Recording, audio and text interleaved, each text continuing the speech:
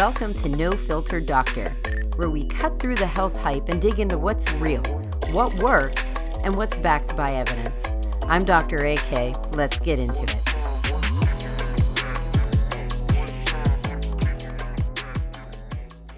Hey everyone, welcome back. Today's topic may seem off track on first glance, but I assure you it is not. We are going to talk about cooking oils, and the reason we are is because there is so much nonsense going around on social media about cooking oils, which kind of blows my mind because I feel like there are so many other topics that people can dig their heels in on. Why on earth someone wants to say that cooking with seed oils is worse than smoking is beyond me. But even worse, people believe this individual. I think it's clickbait, but I'm really not sure.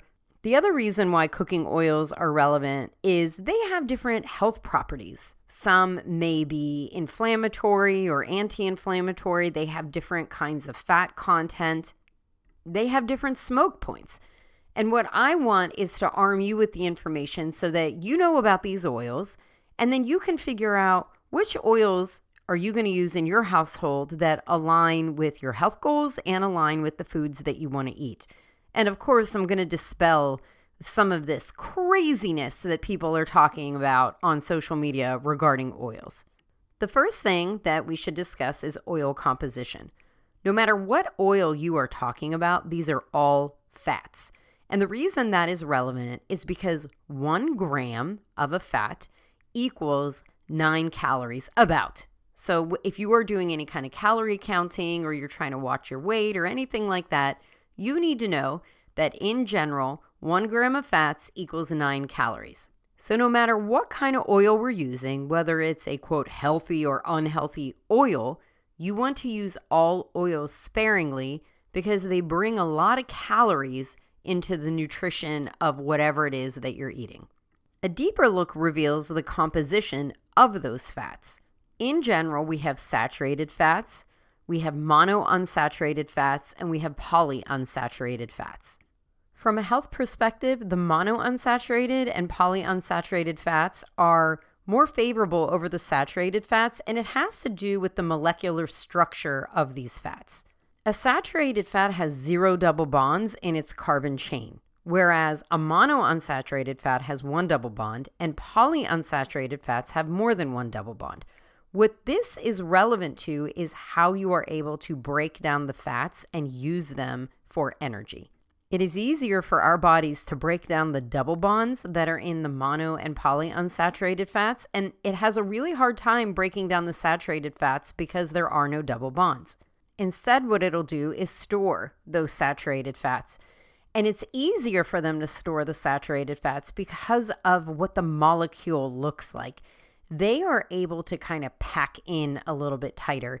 If you want to consider, I guess, a Tetris game, right? Think of the saturated fats as the long, thin piece that you can almost always find a great fit for. But the monounsaturated and the polyunsaturated fats, those are the ones that would be more akin to the pieces in Tetris that have a lot of different bends in them, where you can't really pack them in as tightly. That's kind of the visual that I get when I think about the saturated versus monounsaturated versus polyunsaturated fats. Why that matters is because I want to feed my body the fats that it's able to break down and use for an energy source. I don't really want my body to take fats and then store them. So the ones I tend to avoid are the ones that are highest in saturated content. And those are the ones that are derived from animals. So consider butter and the different tallows, like there's beef tallow, I think there's lamb tallow, lard. Those are all really high in saturated fats. There are also some plant-based oils that are high in saturated fats. That would be coconut, palm oil. Consider like the tropical oils. So if you see anything with coconut oil or palm oil, palm kernel oil, cocoa butter, all of those are higher in saturated fats. That being said, just about every oil has saturated fats. So you can't really avoid the saturated fats altogether, but you can lean heavier into the ones that have the higher amounts of the monounsaturated and polyunsaturated fats. That's where your avocado oil, canola oil, and extra virgin olive oil come into play. If you want to look for yourself and make the comparison, I do have a chart in one of the blog posts. It's The Truth About Cooking Oil, and the link to that blog post will be in the show notes. So you can go ahead and click on that. There is a chart in the very beginning of the blog post, and it has a comparison of all the different oils and what their different types of fat content are. The other thing that I've included on the chart are the smoke points of each of the different oils. The smoke point is the temperature the oil can reach until it starts to smoke. And maybe some of you have experienced this where, let's say you used butter to roast something in the oven at a really high temperature and you open the oven door and it looks like there's a fire in your oven. That's because butter has a very low smoke point. It's about 300 to 350 degrees. An oil that would tolerate that much better would be like an avocado oil, where its smoke point is 480 to about 520 degrees. So you can refer to the chart for that as well. Your veggies that you want to roast in the oven, any kind of meat you want to roast, if you're using an oil, you want it to have a high smoke point. Things that you're going to saute on the cooktop that you don't really need to get a sear on or anything like that, you can use those lower smoke points. And then those lower smoke point oils are also complementary to salad, which will never be hot. The next thing we need to discuss is what I like to call the fine print about the different oils. Each one of these oils has kind of that general information that is out there mainstream that we've all heard, but they all have their own little fine print. And it's important to know this fine print whenever you are selecting them. I looked up what the 7 most popular oils were and decided to go through each of those. I figured there's so many different kinds of oils, we don't have the time to go through 20 different oils. So we're going to hit the top 7 that are used to review the fine print. The first one we're going to discuss is extra virgin olive oil. Extra virgin olive oil is not the same as olive oil. That's the first fine print you have to know. Extra virgin olive oil is specifically a cold-pressed, unrefined oil. This is the very first press of the olive. It is also the most studied oil when it comes to heart health. We're relatively confident that extra virgin olive oil contains antioxidants and other compounds that decrease inflammation and improve cardiac health. It's also high in the monounsaturated fat, so we know from a cholesterol standpoint, this oil is less likely to get packed into your arteries like a saturated fat would. And yes, I did say we think, not we know for sure, because I've talked about this before. Nutritional studies are not done in a way that we can say 100% for sure the data that we are getting is accurate and correct. The best we can say is we're pretty confident or we're pretty sure. So that's why I said that about the extra virgin olive oil. One of the downsides to extra virgin olive oil is it's expensive. A first cold press unrefined oil, there's not a whole lot that comes out of that little olive. So you got to squeeze a whole lot of olives to get the amount of oil that you need in a meaningful way. That drives the cost up. The other issue is it does have a very distinct flavor, and some people do not like that flavor. That opens the door for what are referred to as lighter olive oils. But these do not carry the same benefits as extra virgin olive oil. First of all, they're refined. Many of them are made by using chemical solvents. The other issue is they're heated whenever they're being processed. Well, heating them takes away a lot of their beneficial properties. Many molecules and proteins are not heat stable. So what that means is whenever you heat them up, they kind of just turn into something else, not what they once were because of that heat. And as a result, they're no longer able to do the things that they were able to do before they got hit with heat. So what you need to do is you need to read the label on these bottles when you're in the grocery store. Does it say refined? It has to, by the way. If it's been a refined oil, it has to say that it's been refined. And sometimes it's not written, right there on the front. You have to kind of look at the back or at the side label and kind of read what's in there in the fine print to see how this has been processed. If it says cold pressed, if it says unrefined, if it says extra virgin olive oil, all of that implies that it hasn't had the chemical solvents and it hasn't been refined. And that is the oil that you want if you're looking for the cardiac health benefits that we're pretty sure it provides. Avocado oil's fine print is that it can go rancid. I had no idea. There was a 2020 study that pulled avocado oil off the shelves and tested them and found that many were rancid, they were oxidized, or they weren't what they said they were. So that's the fine print on avocado oil. You're going to want to look that it says cold pressed on the avocado oil, and better if they have a date, because there should be a use by date or best by date on the avocado oil. Poor canola oil has been on the roller coaster of good oil, bad oil. It has gone from being cardioprotective to being toxic, back to being cardioprotective. Canola oil is not that complicated. It comes from a certain kind of mustard plant, and it's high in the monounsaturated fats, and it contains alpha-linoleic acid, which is an omega-3 fatty acid that comes from plants. And we know that that reduces inflammation and improves heart health. Correction, we're pretty confident that that's what it does. It also contains plant sterols, which help lower cholesterol absorption. The reason why canola oil gets a bad rap is because of the genetically modified organism label. So these GMO products came in and a lot of them got vilified, and we can do a separate podcast or blog post on those. I'm not going to get into all of that, but I will say that canola oil has been around well before GMO was even a thing. So just look on the bottle and see if it says GMO or non-GMO certified. That will clear up canola oil, and then you can feel really comfortable about using it. Next up is butter.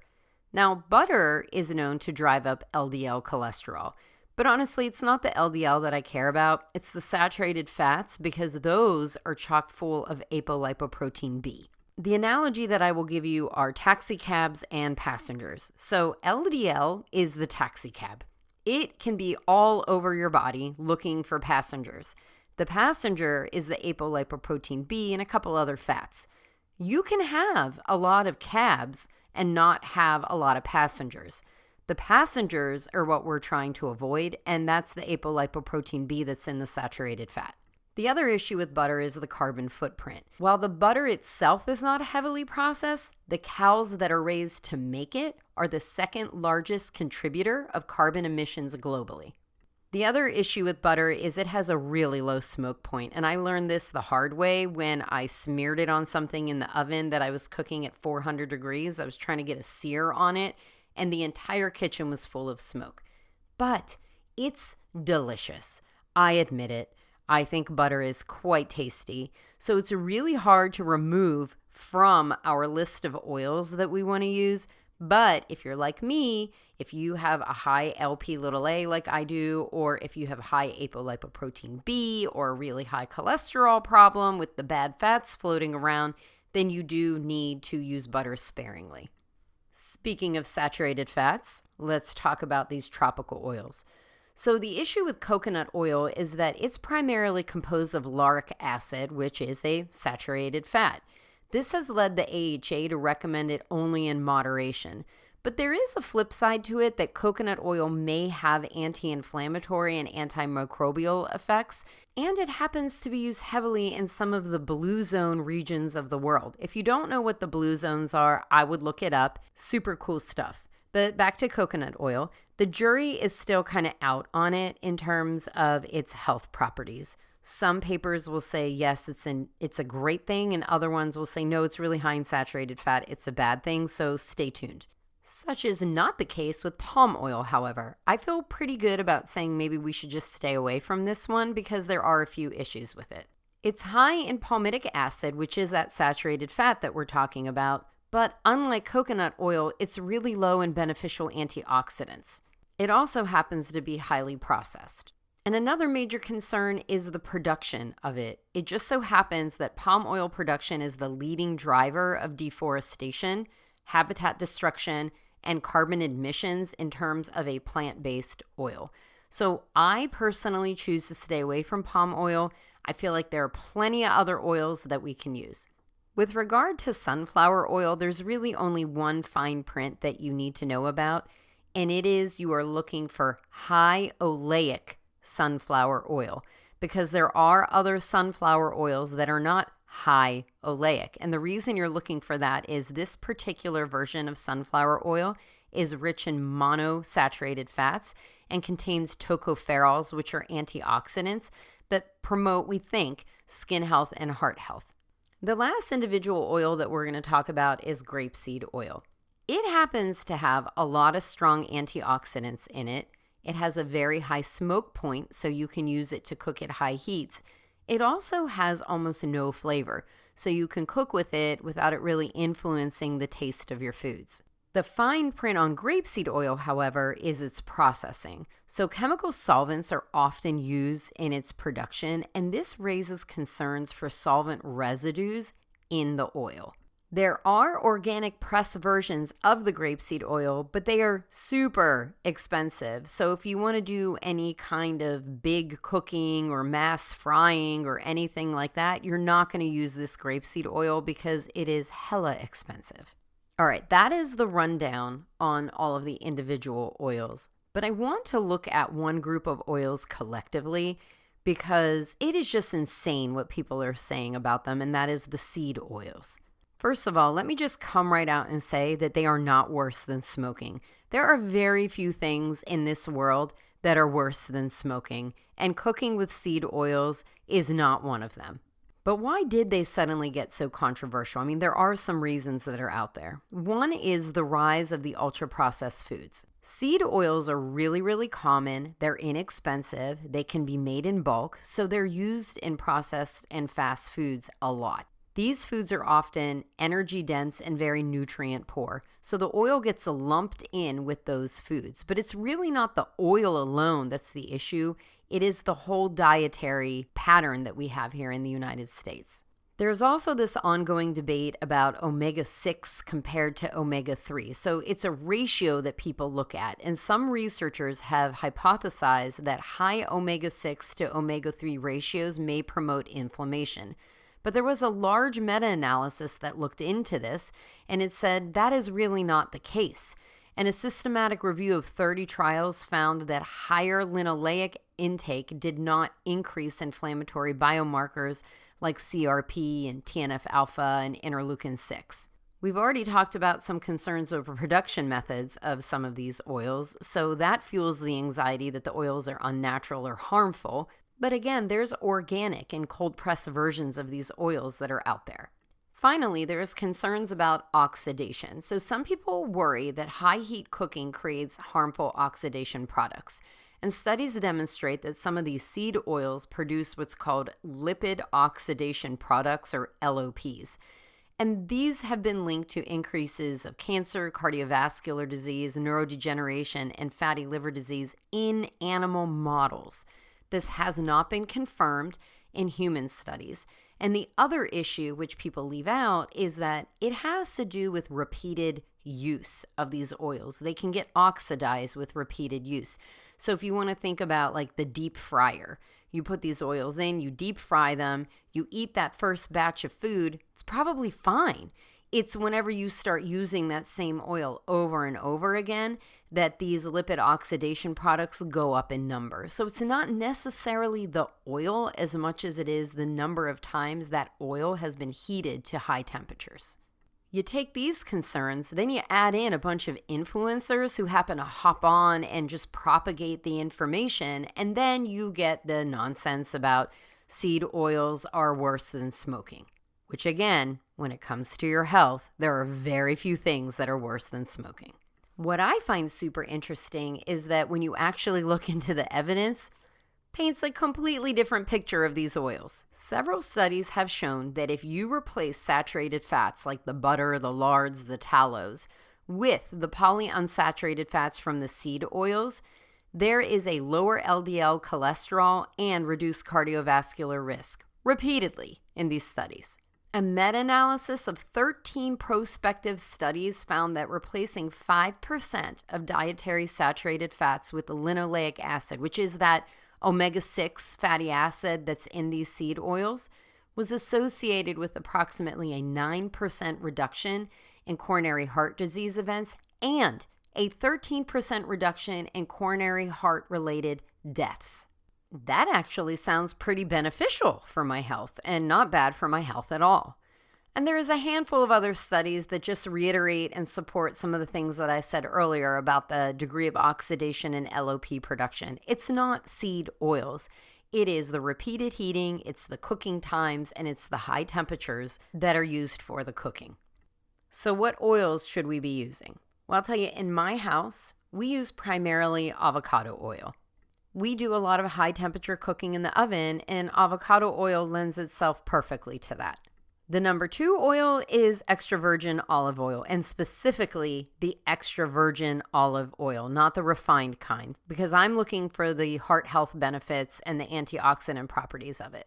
That is not to say that butter has been eliminated from our house. It still exists, and we still use it. We use it quite sparingly. In fact, we use all of the oils sparingly, but butter is probably the least utilized oil in my household. In the end, you have to do what works best for you. If you have high cholesterol, you're probably going to want to stay away from the saturated fats. If you have heart problems, olive oil or avocado oil may be the better choice. I can't tell you what's best for you because you know what your health problems are and you know what your health goals are. I can leave you with this. Seed oils are not the villain. Look at how the seed oils are being used and how they're being processed. And that leads me to read the labels and the fine print. There are a lot of products that are on the shelf that aren't really what you think they are. So take the time, read the label, read the fine print, look for a best by date, and do all of this to make sure that whatever you are purchasing is a high quality product that works for you. Thank you so much for joining me this week on No Filter Doctor. What you do need to keep in mind is that while I am a doctor, I'm not your doctor. So anything that we discuss on this podcast is not medical advice. And listening to this podcast does not establish a doctor-patient relationship. The purpose of this podcast is for information purposes only. Any questions or decisions that you want to make about your healthcare should be discussed with your doctor or other healthcare provider. Making healthcare decisions without discussing it first with your doctor or other healthcare provider is done so at your own risk.